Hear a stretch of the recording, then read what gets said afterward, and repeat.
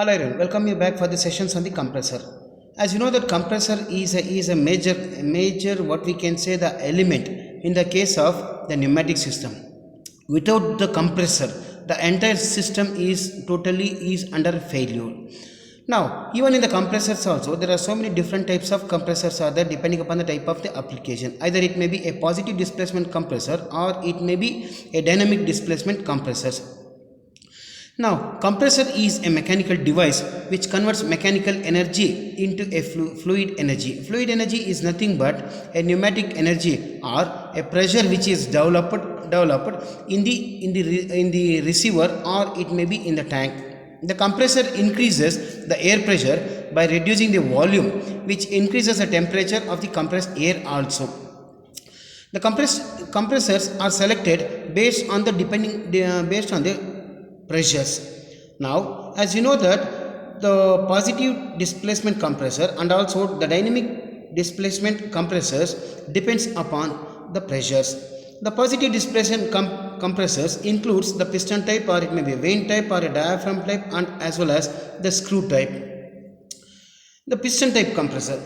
As you know that the piston type compressors are commonly used in the pneumatic system. The simple form is nothing but a single cylinder compressor.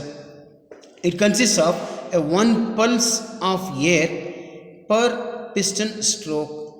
As the piston moves down during the inlet stroke, the inlet valve will be open and the air is drawn into the cylinder.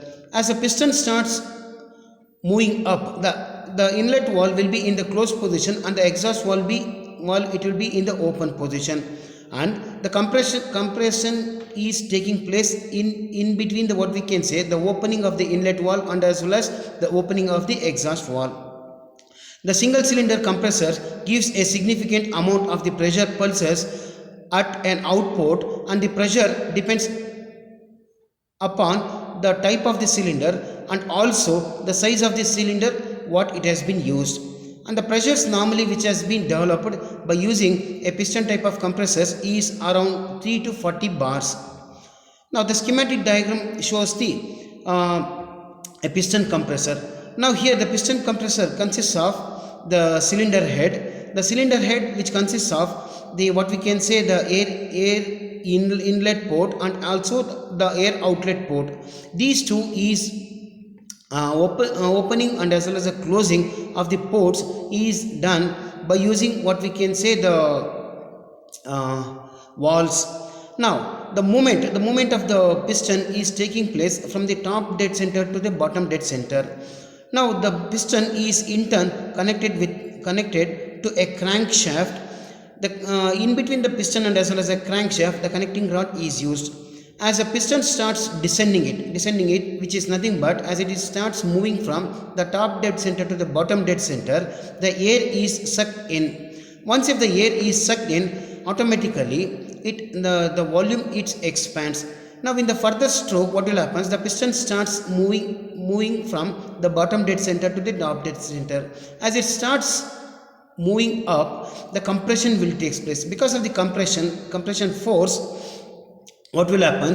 The valve will get open. Once if the valve gets open or the exhaust valve gets open, the air from the cylinder will passes to the receiver, or it may be the tank. This is the working process of the what we can say the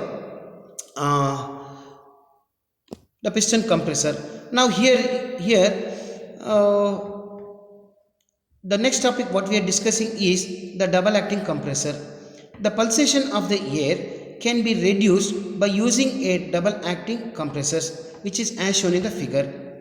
It has a two set of valves and a cross head. Now the piston moves the air compressed on one side, while on the other side the air is sucked in.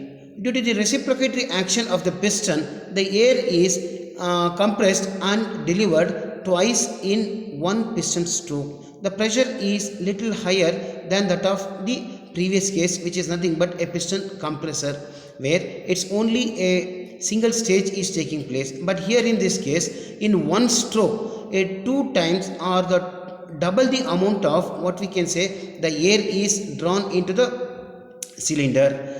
Now the schematic diagram shows the what we can say the double acting compressor. The double acting compressor consists of a cylinder which is having a inlet port and as well as a outlet port. The piston is moving inside the cylinder. The piston in turn is connected to the crankshaft through the connecting rod.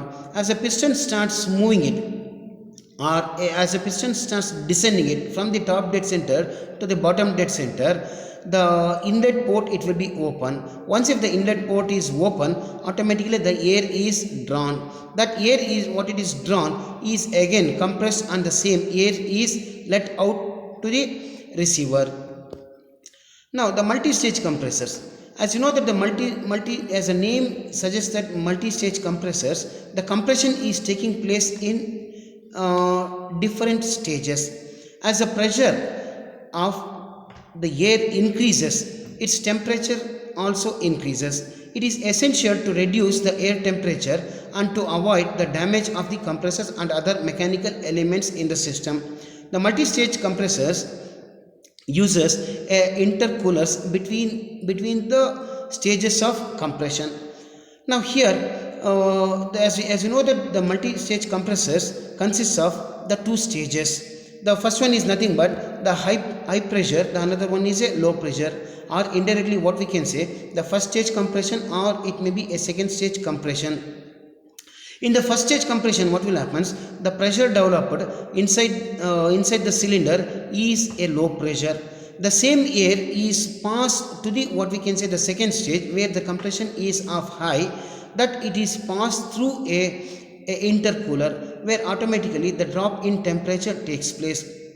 Once if the drop in temperature takes place but the pressure is at low pressure, the same is compressed to a high pressure, and then once if the high pressure is reached, that it is let out to the receiver. This is the working process of the what we can say the multi-stage compressor. The rotary vane compressor are the compressors where the vanes are used the same which is same as in the case of the hydraulic vane pump. Now even here also in the rotary vane compressors, the unbalanced vane compressors consists of a spring loaded vanes seating in the slot of the rotor. The pump action occurs due to the movement of the vane along with the camring, and the rotor is the eccentric to the camring. As the rotor rotates, the vane follows the inner surface of the camring. The space between the vanes decreases near the outlet due to the eccentricity which causes the compression of the air. The compressor are free from the pulsation. If the eccentricity is zero, no flow is taking place. See, these are all the different types of compressors which are having a major application in the pneumatic systems. But rotary compressors are having a major application when the compression ratios is required is of high, and also the amount of air which has to be drawn from the atmosphere is also high. Now the next part what we are discussing is nothing but a screw compressor. Now the schematic diagram shows that which consists of two what we can say intermeshing screws will be there. The one side is having an inlet, the another side will have the outlet. These two is rotating at high speeds. Once if it starts rotating at high speeds, because of the rotation and also the grooves, the air is drawn from the inlet. After the air is drawn, automatically the compression is taking place inside the screw, and after compression the same air is delivered through the outlet, and from the outlet it is passed to the receiver or the tank.